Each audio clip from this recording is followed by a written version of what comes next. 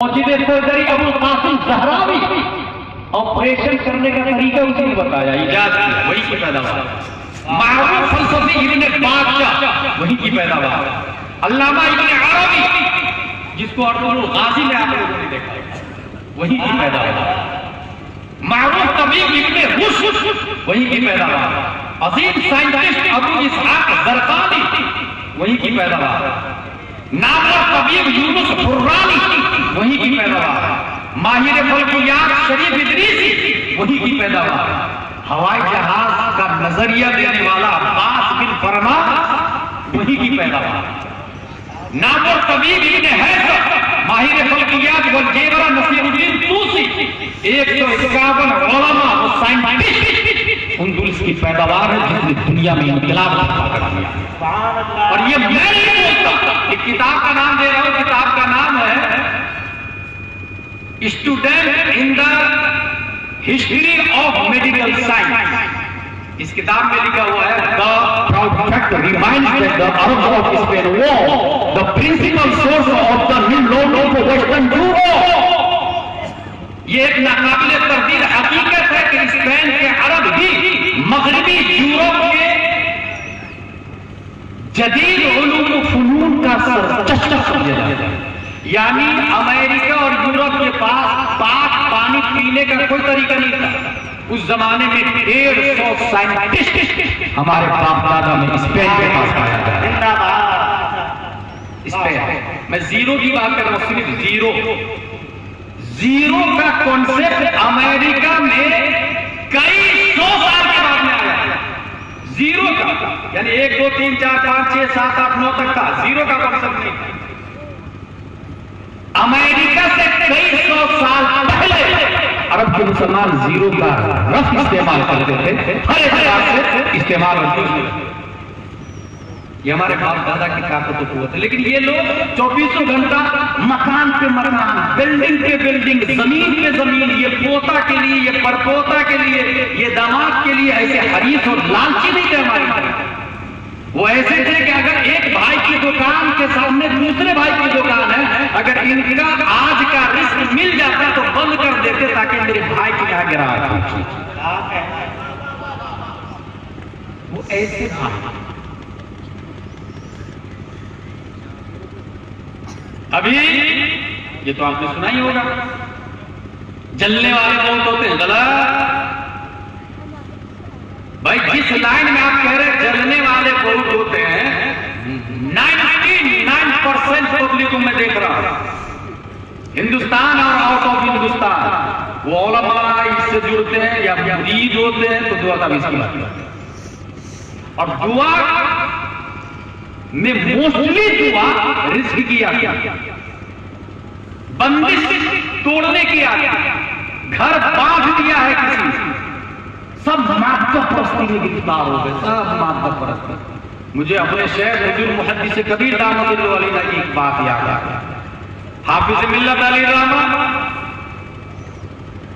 جنہوں نے اشرفیہ بنایا، یہاں یہ بات آپ لوگ ذہن میں رکھیں، حافظ ملت نے طرح اشرفیہ نہیں بنایا۔ حافظ ملت کی ریڑھ کی ہڈی کا نام علامہ ارشد القادری تھا۔ یہ ہمارے علماء جانتے ہیں، ریڑھ کی ہڈی کا نام علامہ ارشد القادری۔ ڈور ٹو ڈور جا کے رومال پھیلا کر کے چندہ مانگ کر کے علامہ ارشد اور ان کی ٹیم نے پہلے بارے نہیں اشرفیہ بنایا۔ حضور محدث کبیر فرماتے کہ حافظ ملت جب بخاری شریف پڑھاتے تھے اور شروع کرتے تھے تو انما الاعمال بالنیات کی تشریح میں فرماتے تھے ایک کام کی 100 نیتیں کریں، ایک کام کی 100 نیتیں کریں، مگر 100 میں ایک نیت بھی رزق کی مت کریں، کیونکہ رزاق تو اللہ اور اس کا وعدہ ہے وَمَا دَابَّةٍ فِي الْأَرْضِ إِلَّا عَلَى اللَّهِ رِزْقُهَا۔ تو جب وعدہ اللہ کے ذمہ کرم پر ہے تو آپ نیت رزق کیوں کر رہے ہیں؟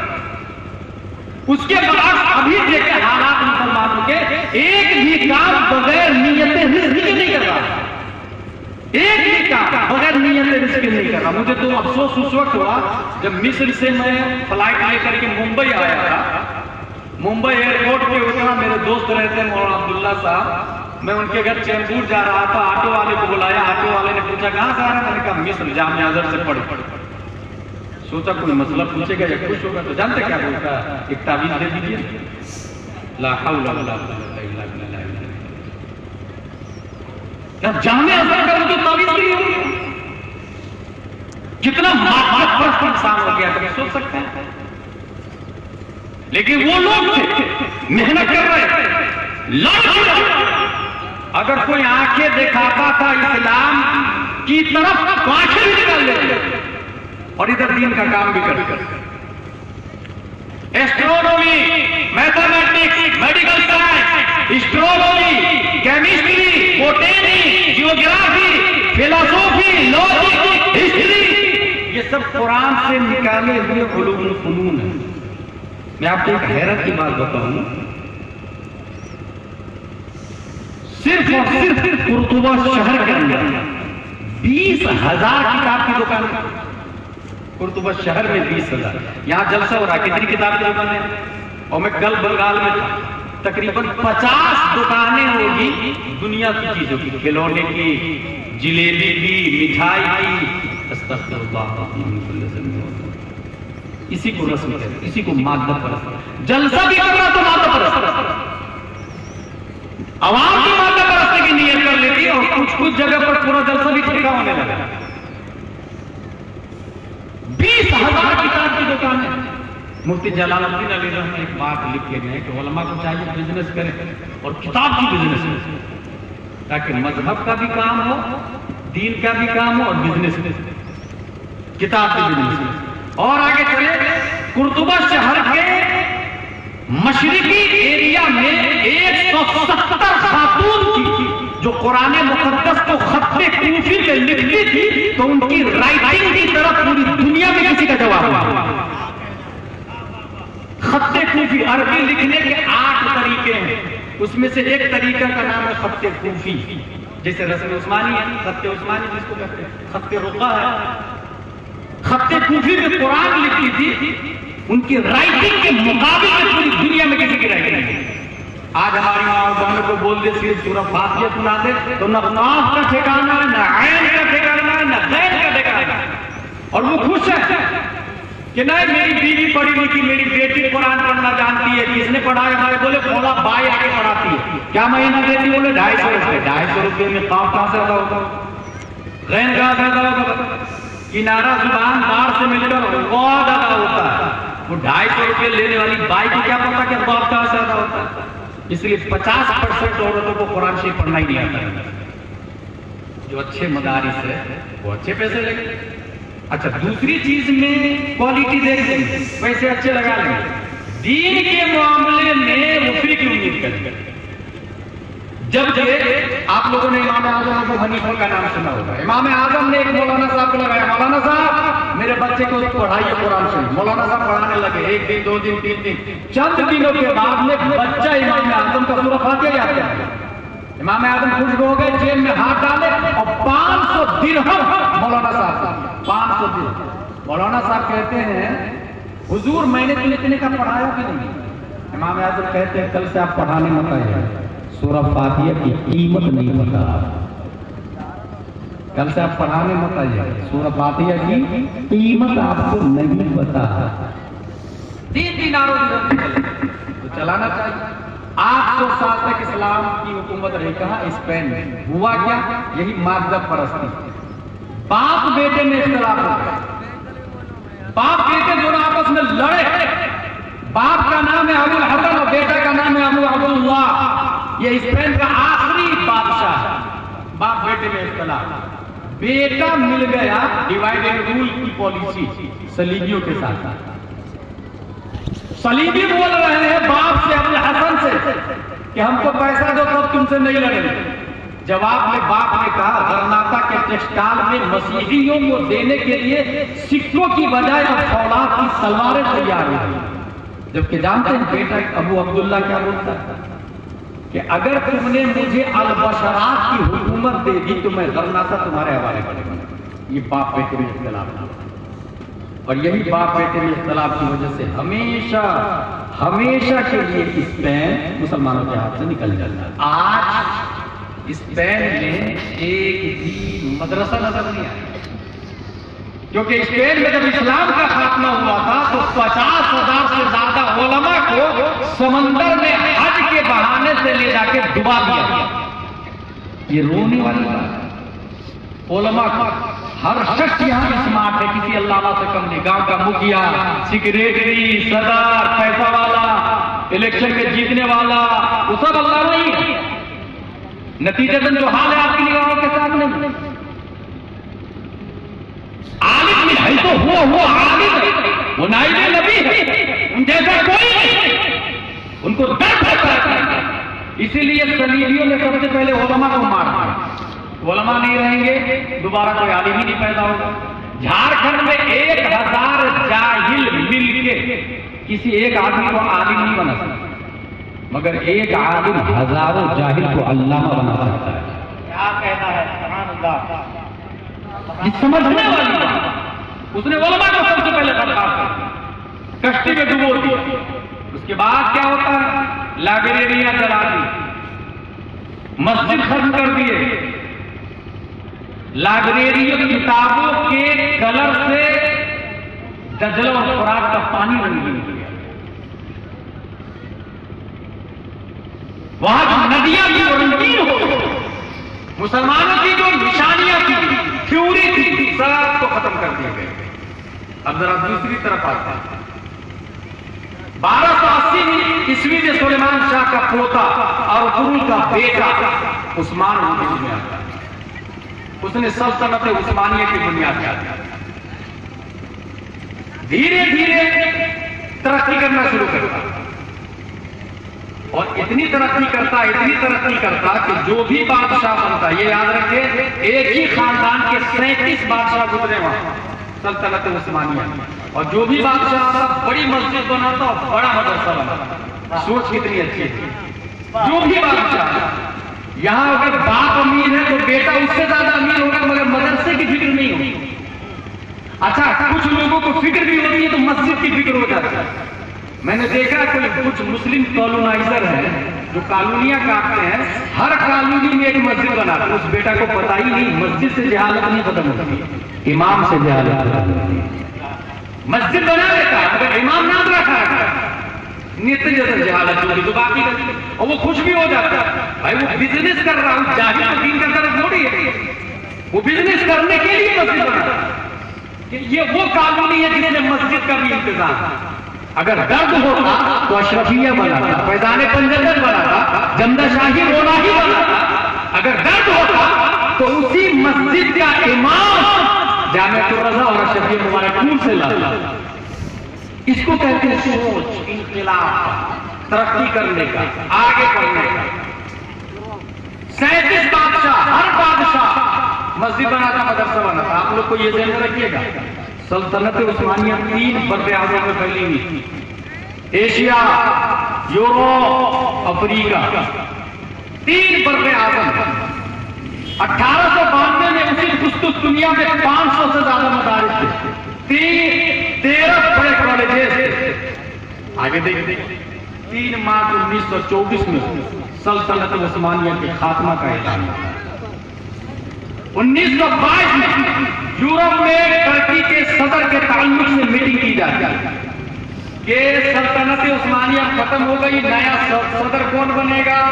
چنا گیا کمال اتاتürk، اور 9 قانون پاس کیے گئے سیمینار میں بیٹھ کر کے۔ اپنے لوگ قانون پاس کرتے ہیں نا، جلسے میں بلا لیے لوگوں کو اور ہم نے سنا دیا، آپ نے سن لیا، اور سننے سنانے سے کب یہ کیمرہ مین جا کے اپنے وائرل کیے خود۔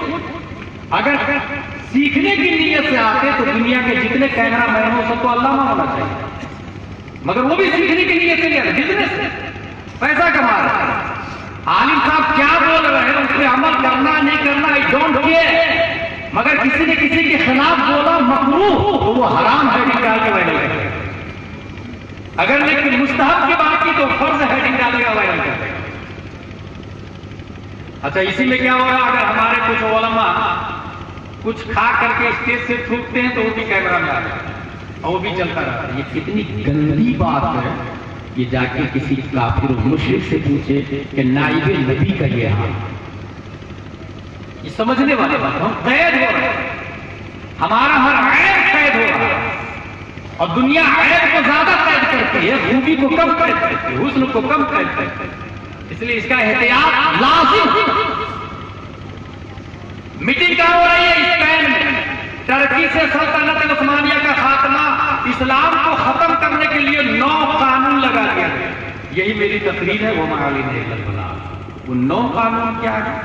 نمبر 1، دستور سے سرکاری مذہب اسلام کے چیز کو خارج کر دیا جائے، یعنی فیصلہ اسلام کے حساب سے نہیں ہوگا، ہم لوگ فیصلہ کریں گے وہی ہوگا۔ آپ لوگ کو جنرل نالج دے، اپنے انڈیا میں بھی سپریم کورٹ میں مسلم جج ہوتا تھا، جو بہت بڑا مفتی ہوتا تھا، بہت بڑا مفتی، دھیرے سے اس کو ہٹا کر کے ڈاکٹر بھیم راؤ امبیڈکر کے سمویدھان کے حساب سے ڈیسیجن اور فیصلے کے لیے انسان متعین کیا جائے گا۔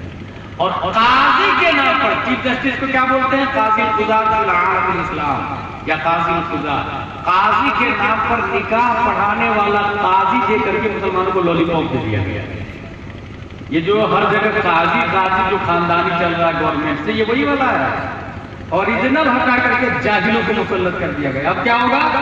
باپ قاضی ہے تو بیٹا بھی قاضی ہے، پڑھائی کرے یا نہیں کرے، ہمارا بس پتا ہو یا نہیں پتا ہو، الکلمۃ لفظ پتا ہو یا نہیں پتا ہو، کس طرح کا باپ قاضی ہے بیٹا بھی قاضی۔ یہی حال کچھ پیروں کا بھی ہونے لگا، باپ پیر ہے تو بیٹا بھی پیر ہے، باپ ولی ہے تو بیٹا بھی ولی رہے گا۔ بھائی صاحب، اسلام رشتہ داری کا ڈبیٹ نہیں ہے۔ یہی وجہ ہے کہ نبی کے بعد ڈائریکٹ خلیفہ حضرت ابو بکر بنے ہیں، جو نبی کے بیٹے نہیں ہیں۔ وہ اس لیے نائب بنے ہیں کہ وہ عالم کے، فاضل کے، مستحق کے، عاشق کے، بہادر کے، تمام صحابہ میں سب سے افضل و اعلیٰ تھے، اور نیابت مصطفیٰ کا فریضہ انجام دینے کی قابلیت ابو بکر میں زیادہ تھی، اس لیے نبی نے ان کو مسلم، صحابہ نے ان کو چنا۔ اس کا مطلب یہ ہوا مدرسے میں صدر کا بیٹا صدر نہیں رہے گا، مدرسہ چلانے کا سسٹم جس کے اندر زیادہ ہوگا وہ صدر ہے۔ یہ اسلام ہے۔ اچھا لگے آپ یہ بھی سن لیں، بخاری شریف میں چونکہ یہ آیا کہ علماء ختم ہو جائیں گے، قیامت آ جائے گی، تو علماء ختم کیسے ہوں گے؟ علماء ختم ایسے ہوں گے کہ عالموں کی ناقدری ہوگی، ان کی بات کوئی سنے گا نہیں، وہ کہیں گے ادھر آئیے حضور میں 4 فرائض ہے، تو وہ کہیں گے مجھے ضرورت نہیں ہے، میں 6 مانگوں گا، تم کیا کرو گے؟ ماحول ایسا ہو جائے گا، مدرسہ اور مسجد پر حکومت نااہلوں کی ہو جائے گا، تو پھر اچھے عالم انتقال کریں گے، دوبارہ کوئی عالم بنائے گا ہی نہیں اپنے بچے۔ اس کا مطلب کیا ہوا؟ مسجد میں، مدرسے میں جو سسٹم ہے، مسجد رسول اللہ کا گھر ہے اور مدرسہ اللہ کا گھر ہے، اور اللہ کے گھر اور رسول اللہ کے گھر میں جاہلوں کی حکومت نہیں ہونی چاہیے، علماء کی حکومت ہونی چاہیے۔ مسجد اللہ کا گھر ہے، مدرسہ رسول اللہ کا گھر ہے، اور اللہ و رسول کے گھروں میں حکومت غیر عالمی نہیں ہونی چاہیے، کیونکہ آداب، سسٹم، نیم، ضابطہ، اصول یہ ہمارے علماء جانتے ہیں۔ اس وجہ سے جس بھی مسجد میں غیر عالم کی حکومت ہے اس کا حال دیکھ لیں۔ حاصل 9 قانون پاس ہوئے۔ نمبر 1، سرکاری مذہب اسلام کی شرک کو خارج کر دیا جائے۔ نمبر 2، ملک بھر میں دینی مدارس پہ پابندی لگا دو، ایک بھی مدرسہ نہیں چلے گا۔ فیضان پنجتن جامعہ نوریہ جیسا ایک ہی مدرسہ ہونا ہی نہیں چاہیے، کیونکہ مدرسہ رہے گا تو پھر سے کوئی ابن عربی پیدا ہو جائے، اور ابن عربی پیدا ہوگا تو پھر سے ہر کوئی غازی پیدا ہوگا، اس لیے مدرسے پہ پابندی۔ قانون نمبر 3، عورتوں کو تمام معاملات میں مردوں کے مساوی قرار دی جائے، پردہ کو قانوناً جرم قرار دیا جائے۔ We are both equal.